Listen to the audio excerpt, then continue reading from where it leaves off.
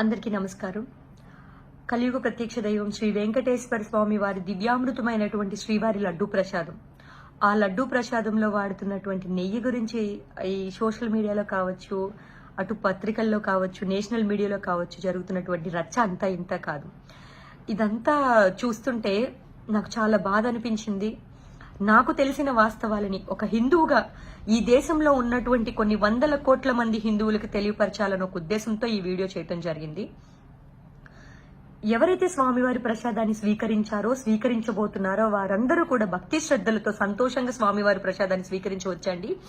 దానిలో ఎటువంటి జంతుపరమైనటువంటి కొవ్వు కానీ, ఎటువంటి వెజిటబుల్ ఆయిల్స్ కానీ అందులో కలపలేదు, కలపరు కూడా.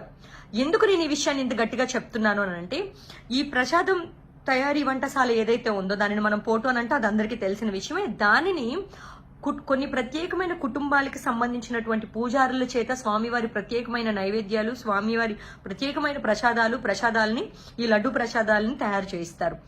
ఈ వంటశాలకు వచ్చేటువంటి ముడి సరుకులు, ఈ ప్రసాదం తయారీ కోసం కానీ, నైవేద్యం తయారీ కోసం కానీ వచ్చేటువంటి ముడి సరుకులు ఏవైతే ఉన్నాయో వాటన్నిటినీ కూడా ఇనీషియల్ గానే తిరుమల తిరుపతి దేవస్థానం వారి పరిధిలోనే కొన్ని పరీక్షలు నిర్వహింపబడతాయి. ఆ ముడి సరుకులన్నిటికీ అవి ఏవైనా కూడా, జీడిపప్పు అయినా, కందిపప్పు అయినా, లేదు అని అంటే నెయ్యి అయినా, పాలైనా, పంచదారైనా, బెల్లమైనా, ఏవైనా కూడా ఆ యొక్క పరీక్షల్లో వాటి యొక్క నిష్పత్తి, ప్రసాదానికి తయారీకి కావాల్సినటువంటి ప్రమాణాలు అన్నీ కూడా, విలువలు అన్నీ కూడా అందులో ఉన్నాయా లేవా అని చూసి ఉన్న వాటిని మాత్రమే ప్రసాదీ తయారీ కేంద్రమైనటువంటి పోటుకు పంపిస్తారు.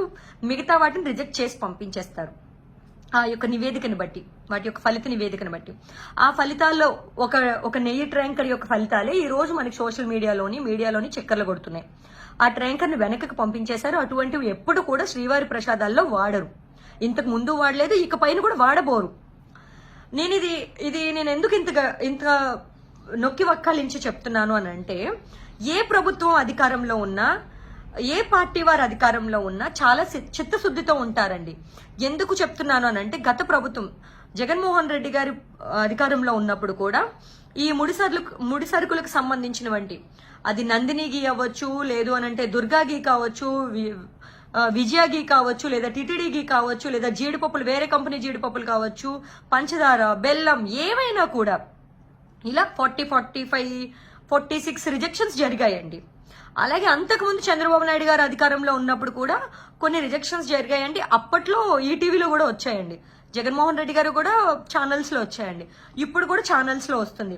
అలా రిజెక్ట్ చేసి పంపించేశారనేది ఎందుకు నేను నొక్కి వక్కాలించి చెప్తున్నాను అని అంటే, ఏ ప్రభుత్వం వారైనా సరే తిరుమల తిరుపతి దేవస్థానం విషయంలో చిత్తశుద్ధితో ఉంటారు, ఉండి తీరాల్సిందే ఎవరైనా సరే. సో ప్రసాదాల్లో కల్తీ అనేది అట్లాంటివి జరగవండి.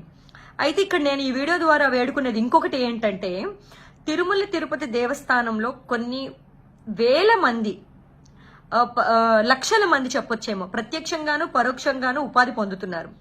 అలాగే కొన్ని వందల వేల మంది పురోహితులు, పూజారులు ఉన్నారు. అలాగే మన తిరుపతి అనేది ఎంతో ప్రతిష్టాత్మకమైనది, ఎంతో ప్రత్యేకమైనది, ఎంతో ఆధ్యాత్మికమైనది. దేశంలో ఉన్న హిందువులు తన జీవిత కాలంలో ఒక్కసారైనా స్వామివారి దర్శనం చేసుకోవాలని అనుకుంటారు. మరి ముఖ్యంగా మన ఇరు తెలుగు రాష్ట్రాల్లో ఉన్నవారు వారి యొక్క ప్రతి సంవత్సరం స్వామివారి దర్శనం చేసుకోవాలి అని అనుకుంటారు, వారు ఎక్కడున్నా కూడా. అదేవిధంగా సంతానం కలిగితే వారికి మొదటి తలనీలాలు శ్రీవారికే ఇస్తారు. ఇంతటి ప్రత్యేకమైనటువంటి, ఇంత ప్రతిష్టాత్మకమైనటువంటి దానికి భంగం కలుగుతుంది.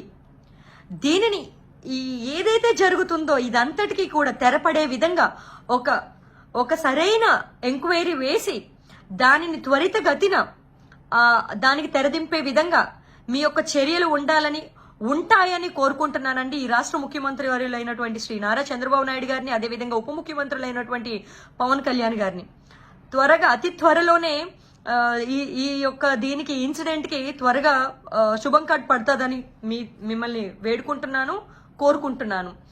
ధర్మో రక్షిత రక్షిత. ఓం నమో వెంకటేశాయ.